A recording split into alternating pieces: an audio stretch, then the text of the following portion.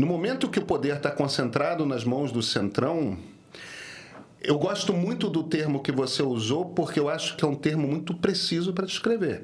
Torna-se uma oligarquia. Parece coisa de cidade-estado grega. Não Atenas, evidentemente, mas aquelas cidades que eram dominadas por um tirano no sentido grego, né? Que era o representante daquela oligarquia, daquele grupo, somos nós que mandamos no país. Porque a gente está com uma Câmara dos Deputados se oligarquizando e concentrando o poder, né? Não, e pior, sem interesse público. Não, mas oligarquias não tem, mas isso é da natureza das oligarquias. É só se perpetuar, na verdade. E aí que vem a corrupção. E aí isso retroalimenta o problema do Supremo Tribunal Federal contra eles. E aí eles saem correndo querendo fazer a PEC da blindagem. Aí isso vira um círculo vicioso. Mas isso é da natureza das oligarquias. Isso é o que uma oligarquia é. Do ponto de vista normativo, sim, mas às vezes você pode usar a ciência política e oligarquia como se fosse aristocracia, como se fosse um termo neutro, de poucos mandando, às vezes. Entendeu? Mas no sentido da filosofia, ele é sempre negativo. É uma má aristocracia. Porque a aristocracia são poucos voltados para o interesse público. A oligarquia são poucos voltados para o interesse pessoal. Sabe, Álvaro, a gente não está falando sobre política. A gente está falando sobre Constituição o tempo todo. Sim. E sobre qual é a república que essa Constituição desenha. E eu acho muito interessante... Eu não sei como vocês, juristas, trabalham com isso, porque eu sou jornalista com algum treino em ciência política, mas nenhum pensando como jurista.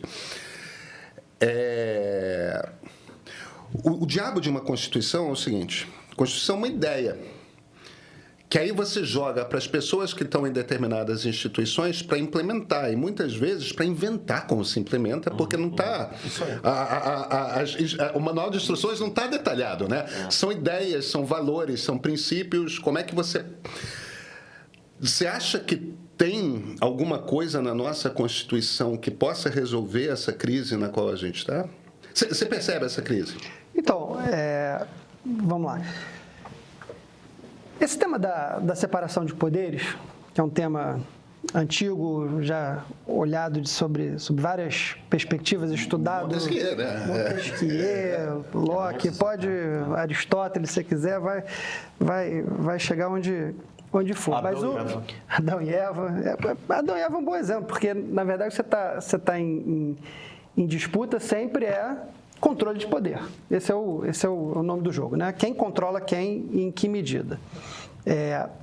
Na Constituição de 88, com esse novo papel que o Supremo ganhou, que o Christian colocava aqui um pouco antes, se você olhar o Supremo do dia seguinte à proclamação da Constituição para o Supremo de hoje, ele é completamente diferente. Assim é o Congresso e assim é o Executivo. Então, é da natureza da Constituição ser meio que um instrumento vivo. Ela tem decisões. Um convidado de vocês, na semana passada, o professor Joaquim Falcão, ele costumava ele costumava fazer um exercício em sala de aula que era o seguinte: pega um artigo da Constituição e diz assim, qual o conflito que estava por trás desse artigo? Por que ele tem essa redação? Quais eram os interesses em disputa ali? De modo que você pegar qualquer artigo da Constituição, você vai voltar a um conflito originário que tinha visões. Tem a propriedade. Não, então a propriedade tem que ter uma função social. Se ela tem que ter uma função social, você pode desapropriar para fazer reforma agrária. E assim você vai estruturando a coisa. A maior parte do nosso público de esquerda não tem ideia de que quem está por trás desse artigo são os tucanos, ou os que seriam tucanos, né? Ele estava no PMDB, e a proposta deles de reforma agrária é ainda mais radical do que saiu. Radical do que saiu, exatamente. Tudo puro tucanato. Suco de... Provavelmente a gente tem que deixar claro, isso era um partido que existia antigamente. Sim, que não existe mais. Por acaso tem um com o mesmo nome, mas é outra coisa.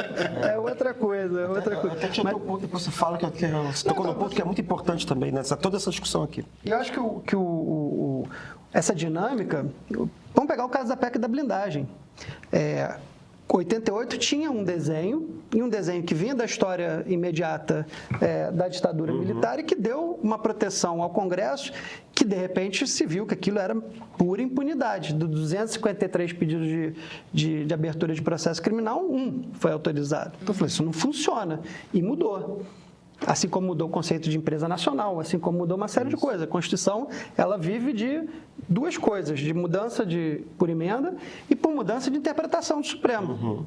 O Supremo já teve trânsito em julgado como condição para prisão, depois mudou, depois voltou. Então, eu acho que a resposta para o teu tema, Pedro, é conflito. Acho que o conflito entre os poderes é que vai gerando essas soluções. Se você deixar, acho que a reação, quer dizer, o conflito vem de várias formas, né? Nesse caso da PEC da blindagem, a gente teve uma manifestação, ou teve uma mobilização social sensacional em 4 dias, né, para botar a quantidade de gente que colocou na rua e disse: a sociedade ainda não desistiu do tema da corrupção, da transparência, etc. e tal, e essa reação barrou essa tentativa. Assim como outras vão tomar forma de emenda ou de resposta dentro do próprio Congresso e, às vezes, decisão do Supremo. Então, tudo isso para dizer o quê? Como é que a gente resolve isso? No conflito. Não tem jeito, a separação de poderes é feita de conflito. O exemplo que eu costumo usar para a separação de poderes é se tem um adolescente que quer sair em casa. Aí ele chega lá para o pai e fala assim: pai, posso sair? Aí ele diz: não. Eu falei: qual é o seu próximo passo? Você: mãe, o pai não quer que eu saia, porque o Montesquieu quer dizer lá, só o poder freia o poder. Então, não tem saída para resolver esse impasse que não seja do choque entre os poderes. Depois os pais se separam, você não sabe por quê. Eu ia falar que a sorte é que ele não falou: mas o pai deixou, né? Chegou pra mãe e falou: posso ir não, mas o pai deixou. Eu tenho um filho de 15, um enteado de 15 e um filho de 14. Eu conheço isso aqui. O Álvaro tocou num ponto que é super interessante, porque acontece o seguinte: é sempre um conflito, mas existem determinadas épocas históricas em que existe a possibilidade de um consenso maior. Quando você tem um consenso maior, você não elimina o conflito, mas você consegue fazer com que os atores políticos, no caso os poderes, eles rodem de acordo com umas certas regras que são meio informais, são regras que interpretam o modo como os poderes têm que se relacionar entre eles. A famosa autocontenção. Não, assim, é isso que eu estava falando antes. Você teve o modelo Saquarema no Império, você teve a política dos governadores em boa parte da Primeira República, e teve esse presidencialismo de coalizão, que a gente chama, falta de nome melhor aí, nos tempos mais recentes. O problema é que tem momentos de polarização política alta em que o consenso acaba. Porque a gente tem um consenso muito claro na década de 80. Você rejeita a direita autoritária, a própria direita que fica até com medo de dizer que é de direita, né? O Bonhausen falando que o PFL era um partido de centro. Você não era da... Ele falou isso. Quer dizer, o Brasil tinha centro, tinha esquerda e não tinha direita. Tá? Então você tinha um certo consenso que faz com que há um certo sossego e a crença de que o sistema deve funcionar a partir de regras que muitas vezes não estão nem escritas, que são precedentes, que são práticas e tal. Quando esse consenso acaba, é que começa a confusão. Existem vários momentos históricos disso, em que a polarização chega a um grau tal que você não consegue ter um consenso em como aquele negócio tem que funcionar. Entende? E aí a gente está vivendo um momento como esse. E foram vários momentos assim ao longo da história. E aí acontece também outra coisa que eu acho que é uma coisa dramática. A Constituição, na história brasileira, ela não costuma durar muito quando esse consenso desaparece. Ela não costuma durar muito. Então, você tem um movimento tenentista que explode, né? Você tem depois da República Velha, por exemplo, você tem uma cisão entre as oligarquias, tem uma conservadora, tem uma liberal que começa a querer botar a classe média para dentro, estoura o movimento tenentista, que é um movimento que depois vira nacionalista, juntam esse pessoal e dá a Revolução de 30. Qual é a Constituição mais antiga, que durou mais que a gente tem? 24. É de 24. Isso. O Código do Império é interessante também, porque você não tem E depois é de 1890. E 1. É 91. Por causa do Império, mas todas são assim. No começo, alguém impõe uma Constituição, a outra parte não gosta, e ela só vai entrar quando ela conseguir mudar a Constituição, mais ou menos. Entendeu? Isso aconteceu no Império, a partir de 1837, 40, mas só depois de 42 é que o negócio engrena e vai até 1870 daquele jeito. Na República Velha também, foi o Campos Salles, em 1900, que começa a fazer rodar a Constituição daquele jeito. Dá um problema lá e vem o café com leite para segurar a política dos governadores, o negócio segura, aí 22 para frente começa a ir para o Beleléu de novo. E aqui também a mesma coisa, só que dessa vez a Constituição não foi para o Beleléu. porque você teve uma sedimentação de uma cultura democrática, de alguma maneira.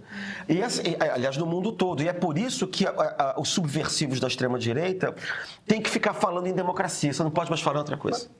Até para manter a Constituição, você tem que ficar falando de destruir, tem que falar em democracia. Mas só para dar um exemplo dessa dinâmica, Christian, porque repara que, e aí vou pegar o exemplo da esquerda para ser fera aqui. O PT não assinou a Constituição. O PT foi contra, né? Uma Constituição que hoje diz que é a defesa da democracia.